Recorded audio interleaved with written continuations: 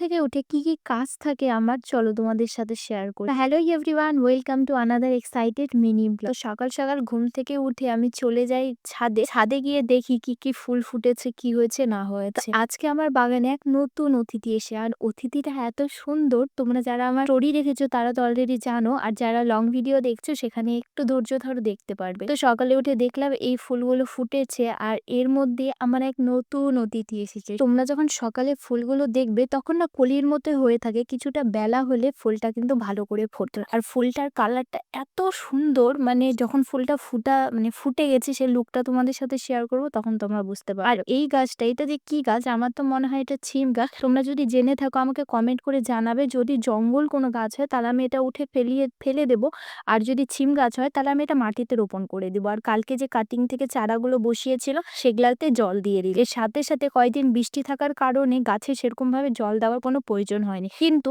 আজকে দেখলাম যে সকালে মাটিগুলো একদম শুকনো হয়ে আছে টবে। কয়েকদিন ধরে না জলের মধ্যে কলার খোসা ভিজানো জলটা ভিজিয়ে রেখেছিলাম, তো ভাবলাম আজকে সেটা দিয়ে দিই। আর এই যে গাছগুলো যেগুলো চারা বসিয়েছি সেগুলা নিচে নিয়ে চলে গেলাম। নিচে না নিয়ে গেলে রোদে থাকলে কিন্তু গাছটা শুকিয়ে যাবে, যার জন্য। তারপরে তোমরা দেখলে ফুলটা কি সুন্দর লাগছে। আর ছাদটা আজকে প্রচন্ড নোংরা হয়েছিল, মানে কয়েকদিন ধরেই নোংরা, কিন্তু পরিষ্কার করব করে করা হয় না, তো যার জন্য আজকে ফাইনালি ছাদটা কিছুটা পরিষ্কার করলাম, এবং পরিষ্কার করে নিচে এসে কিছুটা ফ্যানের হাওয়া খেলাম। এত পরিমাণে গরম লাগছিল তোমাদেরকে আর কি বলবো।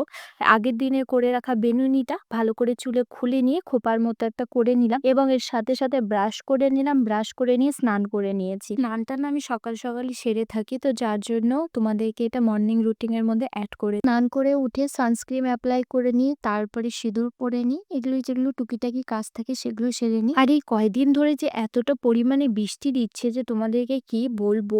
আর বৃষ্টি হতে হতে বিরক্ত ধরে এসেছে, আর 2 দিন হলো রোদ উঠেছে। উফ, এই রোদে তো মনে হচ্ছে গরমে মানে মানুষের কোনো জিনিসই শান্তি নেই। বেশি বৃষ্টি হলেও বলে যে উফ এত বৃষ্টি, এত প্রবলেম, আর বেশি রোদ উঠলেও গরম গরম করে পাগল হয়ে যায়। বলে না, মানুষের মন কোনোদিনও তুমি ভরাতে পারবে না, সেই অবস্থায় হয়েছে। তারপরে চলে আসি ছাদে, এবং ছাদে নতুন ফুলটা যেটা হয়েছে সেটা হচ্ছে আমি পার্বতী মায়ের চরণে আর নীলকণ্ঠ ফুল ফুটেছিল, সেগুলো আমি শিব ঠাকুরের চরণে দিয়ে সকালের পুজোটা সেরে নিয়ে। পুজোটা না সকালে এইভাবে আমি সেরে নিই, কারণ হচ্ছে বাড়ির ঠাকুরগুলোকে উঠিয়ে দেওয়া হয়েছে, মানে তুলে রাখা হয়েছে, কারণ ঘর বাড়ি হচ্ছে। আর এর মধ্যে আমরা যে কত কষ্টতে আছি সেটা আমরাই জানি, আর ঠাকুরকে এই পরিস্থিতিতে রাখা একদমই সম্ভব না, তো যার জন্য ঠাকুরকে উঠিয়ে রাখা হয়েছে। আর গোপালকে আমাদের রাধা গোবিন্দ মন্দিরে রাখা হয়েছে, ওখানেই গোপাল থাকে। এখন যবে ঘর বাড়ি কমপ্লিট হবে তখন গোপালকে নিয়ে আসা হবে।